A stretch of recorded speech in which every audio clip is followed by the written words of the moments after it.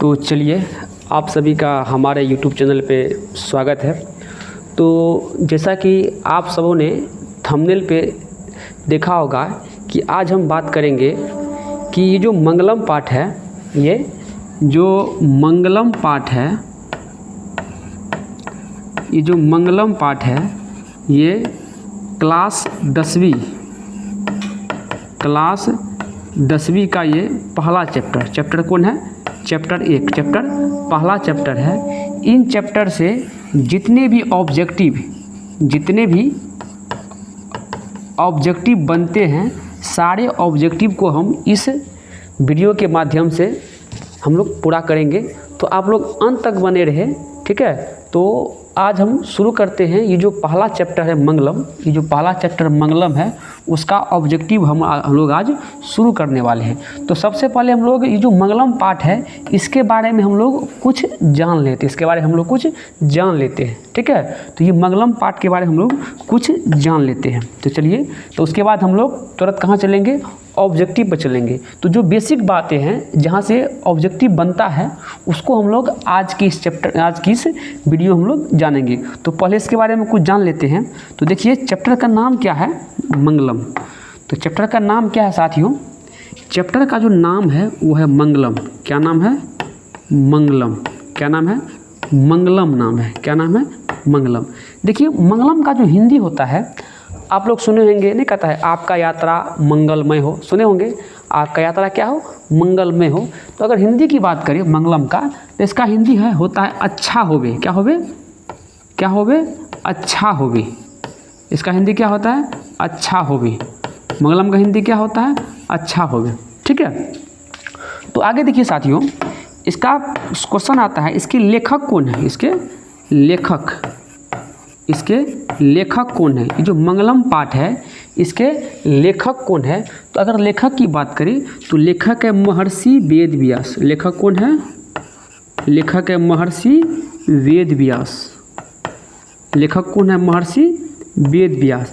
आशा करता हूँ कि आपको ये याद हो गया होगा कि ये जो मंगलम पाठ है, इसके लेखक कौन है? महर्षि वेद व्यास। लेखक कौन है? महर्षि वेद व्यास।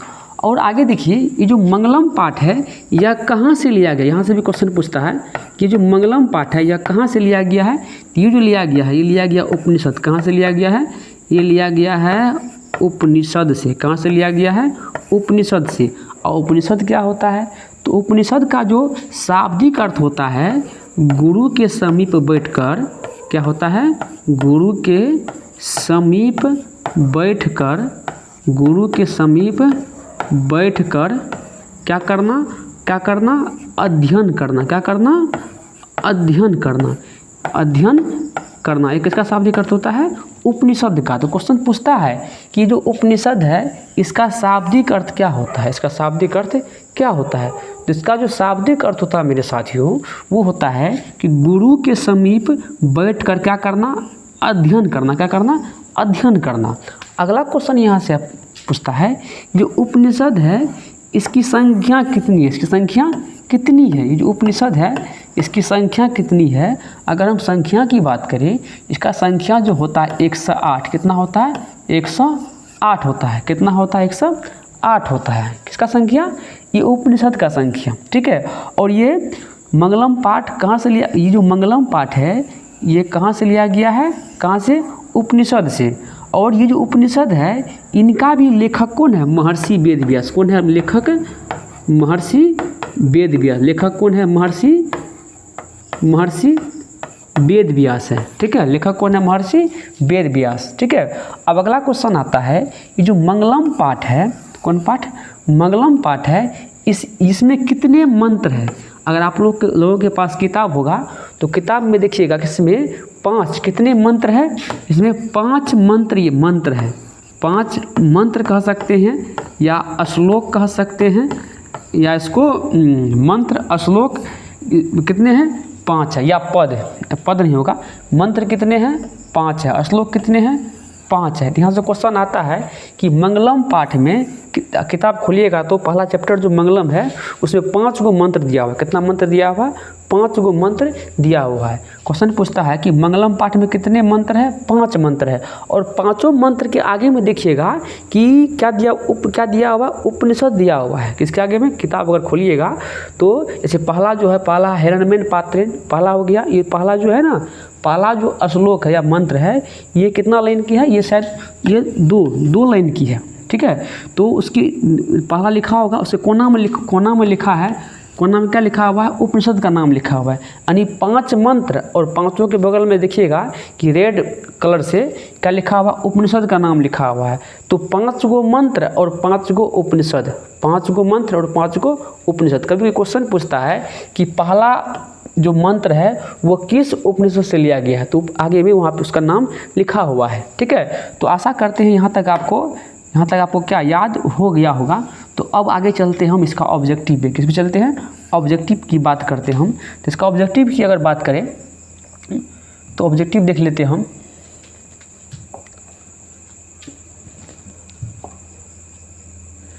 तो चलिए ऑब्जेक्टिव की अगर बात करें तो देखिए यहाँ ये ऑब्जेक्टिव है, देखिए, ठीक है। आ रहा है, सब दिखाई दे रहा है सबको? क्लियर दिखाई दे रहा है। तो देखिए पहला क्वेश्चन, कौन क्वेश्चन? पहला क्वेश्चन देखिए कह रहा है, क्वेश्चन नंबर 1 कह रहा है, दिखाई दे रहा है क्लियर? एक बार कमेंट कीजिएगा क्लियर दिखाई दे रहा है तो। क्लियर दिखाई दे रहा है सबको, ठीक है। तो चलिए शुरू करते। देखिए पहला क्वेश्चन कहता है मेरे साथियों, पहला क्वेश्चन कह रहा है कि सत्य का मुख किससे ढका है? सत्य का मुख किससे ढका है? देखिए कब पूछा गया? देखिए ये 2018 में पूछा गया है, 2020 में पूछा गया है और 2024 में पूछा गया है क्वेश्चन ये कि जो सत्य का मुख है यह किससे ढका हुआ है। तो आप लोग कमेंट कीजिए क्वेश्चन नंबर 1 के लिए 1 का राइट आंसर क्या हो जाएगा। तो 1 का जो राइट आंसर हो जाएगा, देखिए ऑप्शन की बात करें, ऑप्शन में देखिए है असत्य से, बी में है हिरण्यमेन पात्र से, सी में है स्वार्थ से और डी में है अशांति से। तो इसका जो राइट आंसर हो जाएगा ऑप्शन नंबर बी। क्या? Option number B. क्या हो जाएगा? ऑप्शन नंबर बी हो जाएगा। यानी हिरण्यमेन पात्र से। कहाँ से? हिरण्यमेन पात्र से। किसका? ये सत्य का मुख ढका हुआ है। हिरण्यमेन पात्र कह लो या सोने का पात्र, या सोने का पात्र से ढका हुआ है, ठीक है। चलिए अगला क्वेश्चन देखिए कह रहा है सत्यमेव जयते। देखिए आ गया वही सत्यमेव जयते। यहाँ पे खाली स्थान है, किस उपनिषद से संकलित? यानी ये हमारा किताब का जो ये दूसरा कौन श्लोक है? ये दूसरा श्लोक है। तो ये जो किताब का जो दूसरा श्लोक है इसमें कहता है कि ये जो सत्यमेव जयते है यह किस उपनिषद से लिया गया है। तो आप लोग देखे होंगे जो सत्यमेव जयते जो उपनिषद है ये शायद कितना लाइन का है? 4 लाइन का है। उसके नीचे में लिखा हुआ है किसका नाम? उपनिषद का नाम। यहाँ से एक क्वेश्चन फिक्स है, यहाँ से क्वेश्चन पूछता है, ठीक है। आप लोग देख लीजिए बिहार बोर्ड में, देखिए ये भी कहाँ पूछा गया? देखिए ये पूछा 21 में पूछा गया और 24 में पूछा गया, ठीक है। तो ये जो देखिए ऑप्शन की बात करें, ऑप्शन 1 में है ईशावास्योप उपनिषद, बी में है मुंडकोप उपनिषद, सी में है कठोपनिषद और डी में है श्वेताश्वर उपनिषद। तो इसका राइट आंसर हो जाएगा ऑप्शन नंबर बी। क्या हो जाएगा? Option number B. क्या हो जाएगा? ऑप्शन नंबर बी हो जाएगा। तो सत्यमेव जयते किस उपनिषद से लिया गया है? तो किससे लिया गया है? मुंडकोपनिषद। किससे लिया गया है? मुंडकोपनिषद से लिया गया, ठीक है। चलिए अगला क्वेश्चन देखिए कहता है, अगला क्वेश्चन कह रहा है ऋतस्य। क्या लिखा हुआ है? ऋतस्य पद का अर्थ है। ऋतस्य पद का अर्थ है। तो आप लोग कमेंट कीजिए क्वेश्चन नंबर 3 के लिए। ये जो ऋतस्य पद है इसका अर्थ क्या होता है? ऑप्शन देखिए, ऑप्शन ए में है मुख का, बी में है पात्र का, डी में है द्वार का, और सी में है सत्य का। तो इसका जो राइट आंसर हो जाएगा ऑप्शन नंबर सी। क्या हो जाएगा? Option number C. क्या हो जाएगा? ऑप्शन नंबर सी हो जाएगा, ठीक है। अगला क्वेश्चन देखिए कह रहा है यथा नदः स्यन्दमानः डैश डैश पुरुष मुपेति दिव्यम। यह पद्यांश किस उपनिषद से लिया गया है? तो आप लोग कमेंट कीजिए क्वेश्चन नंबर 4 के लिए। 4 का राइट आंसर क्या हो जाएगा कि यथा नदः स्यन्दमानः डैश डैश पुरुषमोपेति दिव्यम। देखिए ये शायद हमारे पाठ्य पुस्तक की ये चौथा पुनः का चौथा श्लोक है।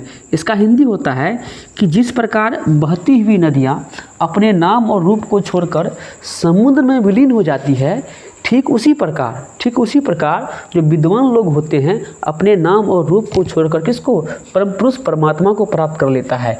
इसका हिंदी ये होता है, ठीक है। तो देखिए ये कहाँ से लिया गया, कमेंट कीजिए क्वेश्चन नंबर 4 के लिए। 4 का राइट आंसर क्या होगा आप लोग कमेंट कीजिए क्वेश्चन नंबर 4 के लिए। तो 4 का जो राइट आंसर हो जाएगा, कीजिए कमेंट आप लोग क्या कर रहे हैं, कमेंट कीजिए। देखिए ऑप्शन में देखिए मुंडकोप है, ईशावास्योप है, सॉरी यहाँ कंठोप है, ईशावास्योप है, मुंडकोप है और श्वेताश्वर है। तो इसका राइट आंसर जो हो जाएगा ऑप्शन नंबर सी। कहाँ से लिया गया, ये कहाँ से लिया गया, मुंडकोपनिषद। कहाँ से लिया गया है, मुंडकोपनिषद से लिया गया है। अगला क्वेश्चन देखिए कह रहा है प्रश्न नंबर 5, अत्येति पद का अर्थ क्या होता है। कमेंट कीजिए क्वेश्चन नंबर 5 के लिए। ये जो अत्येति है इसका अर्थ क्या होता है। ऑप्शन ए में है पार कर जाता है, बी में है सुना जाता है, सी में है देखा जाता है और डी में है कार्य किया जाता है। तो इसका जो राइट आंसर मेरे हो जाएगा ऑप्शन नंबर ए। क्या ऑप्शन नंबर ए क्या हो जाएगा, ऑप्शन नंबर ए हो जाएगा। यानी अत्येति का जो अर्थ होता है क्या होता है, पार कर जाता है।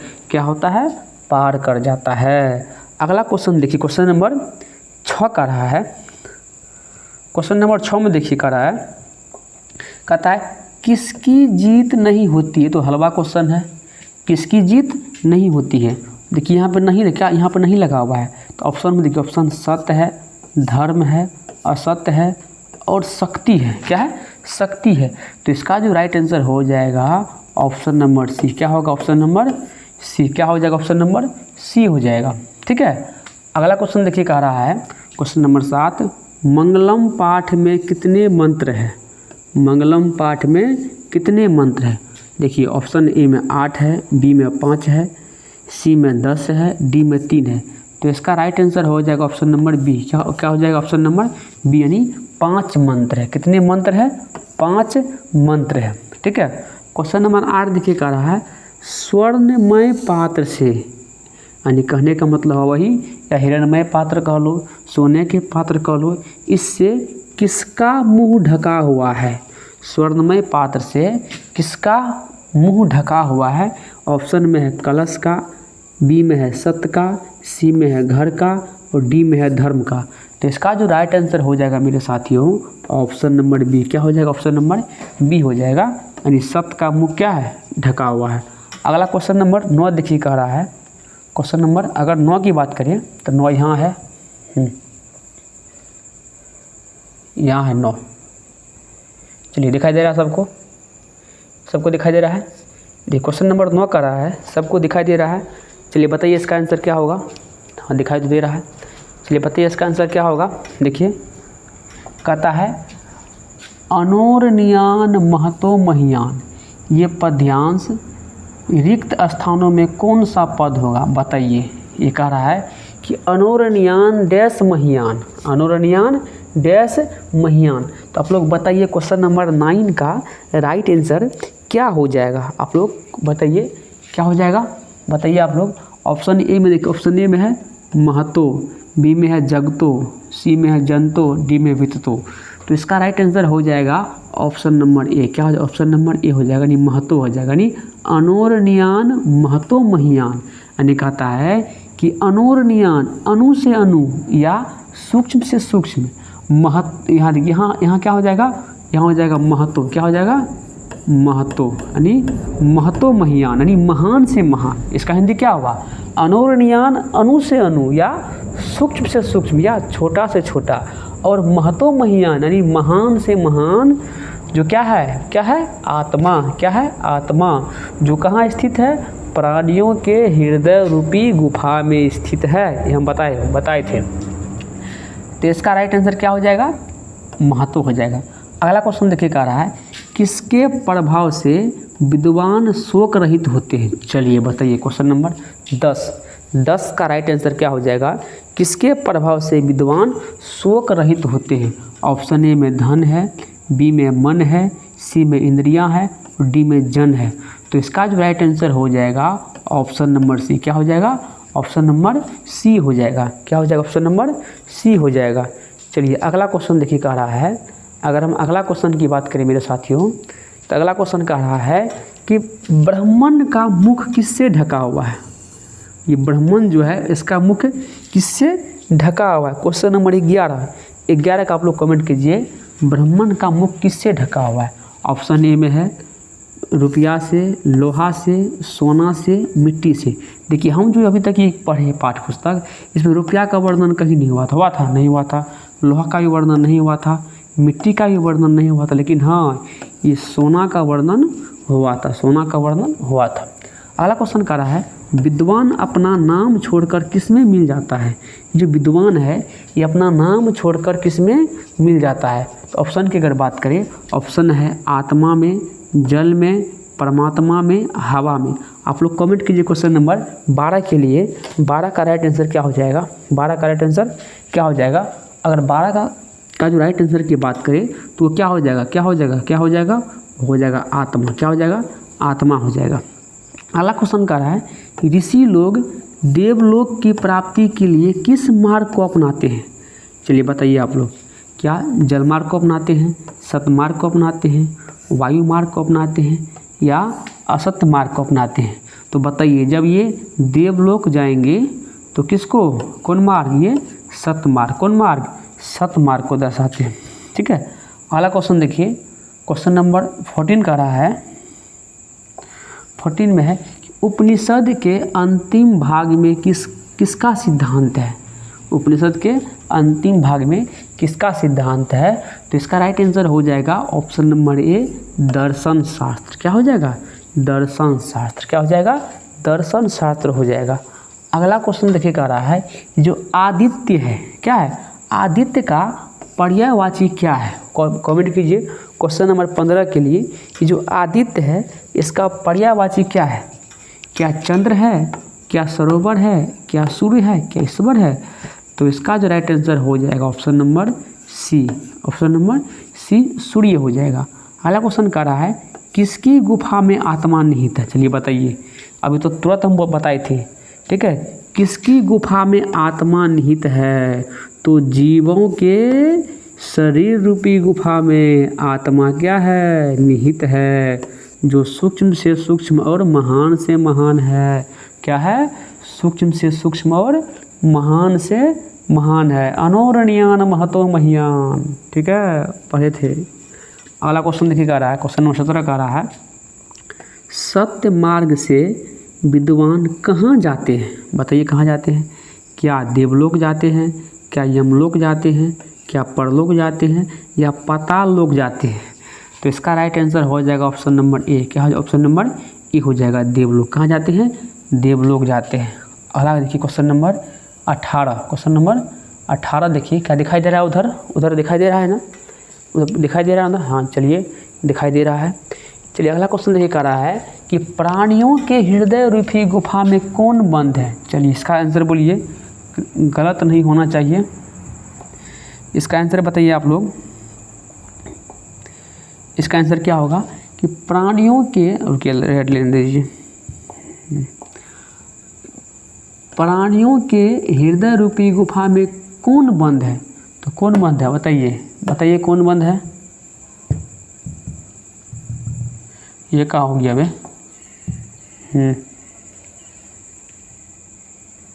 बताइए कौन बंद है? बताइए कौन बंद है? तो कौन बंद है? क्या राक्षस बंद है? बताइए, राक्षस बंद है? नहीं। क्या हो जाएगा? आत्मा। क्या हो जाएगा? आत्मा हो जाएगा। अगला क्वेश्चन कर रहा है, नदियाँ कहाँ जाकर मिलती है? बताइए नदियाँ कहाँ जाकर मिलती है? तो समुद्र में। कहाँ मिलती है? समुद्र में। बताए थे, जिस प्रकार बहती हुई नदियाँ अपने नाम और रूप को छोड़कर समुद्र में विलीन हो जाती है, ठीक उसी प्रकार विद्वान लोग जो है अपने नाम को छोड़कर परम पुरुष परमात्मा को प्राप्त कर लेते हैं। अगला क्वेश्चन देखिए कह रहा है कि नदियाँ क्या छोड़कर समुद्र में मिल जाती है? तो अपना नाम। क्या छोड़कर? नाम छोड़कर। अगला क्वेश्चन कह रहा है, सत धर्म के लिए किसको हटा दो? बताइए क्वेश्चन नंबर 21। क्वेश्चन नंबर 21 का राइट आंसर क्या होगा मेरे साथियों? कि सत धर्म के लिए किसको हटा दो? क्या आवरण को हटा दो, असत को हटा दो, सत को हटा दो, तो इसका जो राइट आंसर हो जाएगा ऑप्शन नंबर डी। क्या है ऑप्शन नंबर डी, हिरण्यमेन पात्र को हटा दो। किसको हटा दो? हिरण्यमेन पात्र को हटा दो। ठीक है, अगला क्वेश्चन देखिए कह रहा है साधक किसको पार करते हैं? साधक किसको पार करते हैं? ऑप्शन देखिए, ए में है मृत्यु, बी में है अमरता, सी में है सत्य और डी में है जीवन। तो आप लोग कमेंट कीजिए क्वेश्चन नंबर 22। क्वेश्चन नंबर 22 का राइट आंसर क्या हो जाएगा? तो कमेंट कीजिए। देखिए 22 का जो राइट आंसर हो जाएगा ऑप्शन नंबर क्या हो जाएगा? ए, यानी मृत्यु को प्राप्त करते हैं। अगला क्वेश्चन कह रहा है महान से भी महान क्या है? तो आत्मा। क्या है? आत्मा है। अगला कह रहा है यह संपूर्ण संसार किसके द्वारा अनुशासित है? कमेंट कीजिए क्वेश्चन नंबर 24 के लिए, 24 के लिए। क्या होगा 24 का? बताइए आप लोग क्या होगा? तो कहता है यह जो संपूर्ण संसार है किसके द्वारा अनुशासित है? तो इसका जो राइट आंसर हो जाएगा ऑप्शन नंबर बी, परमात्मा। किसके द्वारा? परमात्मा के द्वारा। अगला क्वेश्चन नंबर 25 में कह रहा है कि वेदा महतम पुरुष महानतम, वेदा महतम पुरुष महानतम डैश विद्यते अनाय, यह किस उपनिषद से लिया गया है? यह हमारा किताब का सबसे अंतिम 5वां उपनिषद है। तो इसका राइट आंसर क्या हो जाएगा? श्वेताश्वर। क्या हो जाएगा? श्वेताश्वर हो जाएगा। अगला क्वेश्चन नंबर 26 देखिए। 26 में कह रहा है, क्वेश्चन नंबर 26 में कह रहा है कि अनोरणीयान महतो मय्यान, यह किस उपनिषद से लिया गया है? तो ये कहाँ से लिया गया है? कठोपनिषद। कहाँ से लिया गया? ये कठोपनिषद। 26 का क्या हो जाएगा? बी। क्या हो जाएगा? बी हो जाएगा। आगे 27 में देखिए, क्वेश्चन नंबर 27। अभी तुरंत हम बताएं आप लोगों को, क्या बताए हैं कि मंगलम पाठ कहाँ से संकलित है? मंगलम पाठ कहाँ से संकलित है? क्या वेद से है? ये जो वेद है इसकी संख्या कितना है? किसी को पता है? 4। वेद कितने हैं? 4। जो पुराण है इसकी संख्या कितना है? 18। कितना है? 18। उपनिषद इसकी संख्या कितना है? तो बताएं 108। वेदांग इसकी संख्या कितना है? 6। कितना है? 6 है। यानी कहता है मंगलम पाठ कहाँ से संकलित है? ए में है वेद से, बी में है पुराण से, सी में है उपनिषद से और डी में है वेदांग से। तो इसका राइट आंसर क्या हो जाएगा? Option number C. कहाँ से? उपनिषद से। कहाँ से? उपनिषद से। ये जो उपनिषद है इसका शाब्दिक अर्थ क्या होता है? क्या होता है? गुरु के समीप, गुरु के समीप, गुरु के समीप बैठकर क्या करना? क्या करना? अध्ययन करना। अध्ययन करना। अध्ययन करना होता है। ठीक है, अगला क्वेश्चन देखिए कह रहा है कि मंगलम पाठ के रचनाकार कौन है? बताइए क्या होगा राइट आंसर? बताइए आप लोग। ये जो मंगलम पाठ है इसके लेखक कौन है? तो कौन है? बताइए बताइए कौन है? तो महर्षि वेद व्यास। कौन है? महर्षि वेद व्यास। उपनिषद के लेखक भी कौन हो जाएगा? बताइए मेरे साथियों। ऑप्शन नंबर सी, वेद व्यास। कहता उपनिषद किसका अंतिम भाग है? आप लोग बोलिए। क्वेश्चन नंबर 30 का राइट आंसर क्या होगा? उपनिषद किसका अंतिम भाग है? क्या साहित्य का, क्या संस्कृत का, या वैदिक साहित्य का, या गीता का? क्वेश्चन नंबर 30 के लिए आप लोग कमेंट कीजिए क्या हो जाएगा? तो इसका जो राइट आंसर हो जाएगा ऑप्शन नंबर सी हो जाएगा, वैदिक साहित्य। किसका है? वैदिक साहित्य का अंतिम भाग है। अगला क्वेश्चन कर रहा है मंगलम पाठ में किस प्रकार के मंत्र हैं? तो बताइए किस प्रकार के मंत्र हैं? तो इसका हो जाएगा ऑप्शन नंबर ए हो जाएगा, पद्यात्मक। किस प्रकार का है? तो ये पद्यात्मक। कैसा है?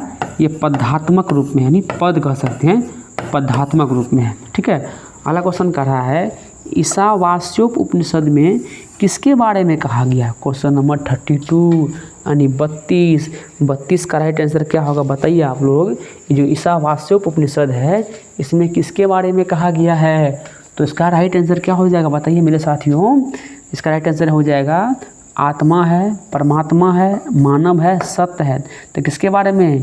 किसके बारे में? सत्य के बारे में। कहा गया ना कि सत्य की जीत होती है झूठ की नहीं, सत्य की जीत होती है झूठ की नहीं। तो किसके बारे में बताया गया है? सत्य के बारे में बताया गया है।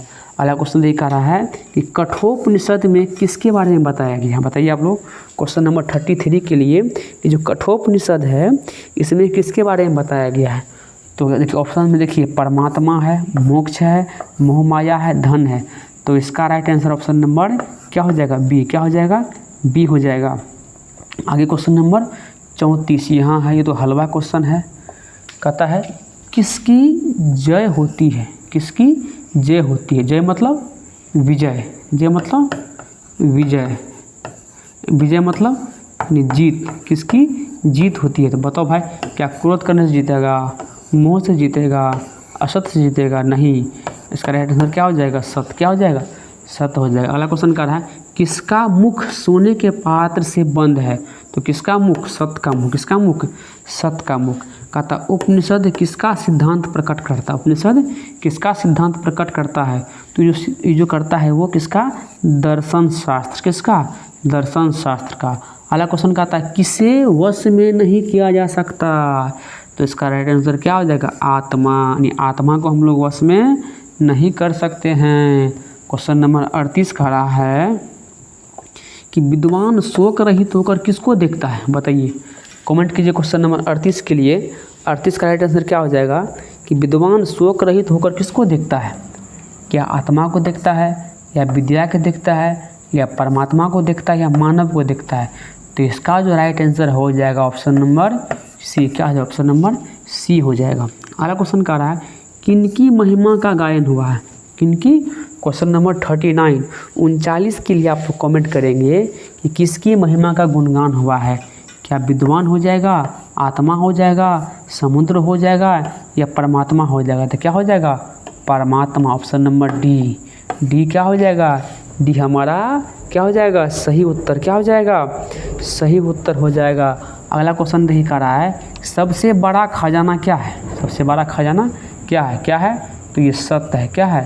सत्य है। अगला क्वेश्चन देखिए, क्वेश्चन नंबर 41। क्वेश्चन नंबर दिखाई दे रहा है 41 में कह रहा है ईश्वर क्या है? ईश्वर, ईश्वर क्या है? ईश्वर क्या है? क्या धन है, समुद्र है, असत्य है? सत्य है, तो सत्य है। क्या है? सत्य है। आगे कहता है कौन अपने नाम और रूप को छोड़कर समुद्र में मिल जाता है? कौन अपने नाम और रूप को छोड़कर समुद्र में मिल जाता है? तो क्या हो जाएगा? नदियाँ। क्या हो जाएगा? नदियाँ। क्या हो जाएगा? नदियाँ। अगला क्वेश्चन कर रहा है श्वेताश्वर उपनिषद में किसके बारे में कहा गया है? तो इसमें जो कहा गया किसके बारे में कहा गया है? परमात्मा। किसके बारे में कहा गया है? परमात्मा के बारे में कहा गया है। ठीक है, तो अब हम लोग नेक्स्ट क्लास में हम लोग जो चैप्टर 2 है उसके सारे MCQ को हम लोग क्या करेंगे? हम लोग देखेंगे। क्या करेंगे? देखेंगे।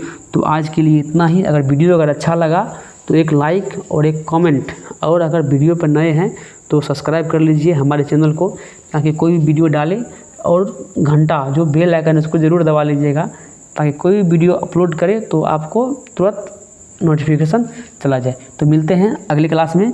आज के लिए इतना ही। थैंक यू, बहुत बहुत धन्यवाद।